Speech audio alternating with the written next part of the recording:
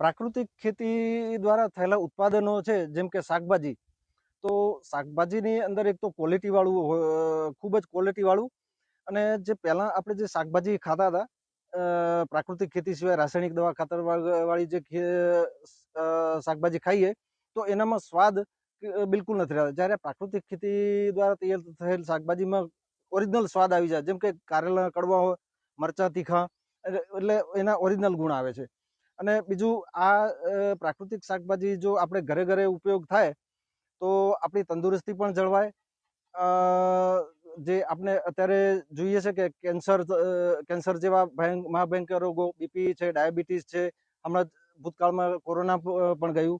તો આના આપણે આ ખેતી દ્વારા, પ્રાકૃતિક ખેતી દ્વારા તૈયાર થયેલી શાકભાજી ખાઈએ તો એનાથી આપણા શરીરને ખૂબ જ તંદુરસ્ત આવશે. આર્થિક રીતે ઘણો જ ફાયદો છે. પ્રાકૃતિક ખેતીમાં 0 બજેટ, એટલે લગભગ ખર્ચ, દવા ખાતરનો ખર્ચ તો નહિવત જ છે. અને જ્યારે બજારમાં આપણે વેચીએ છીએ તો ત્યાં ભાવ 1.5 થી બમણા સુધી મળે છે. શરૂઆતમાં પાયામાં મેં ઘનજીવામૃત, એના પછી જીવામૃત અને વાપસાના અને બીજા જે એના જે સિદ્ધાંતો છે એ બધો જ ઉપયોગ કરીએ છીએ.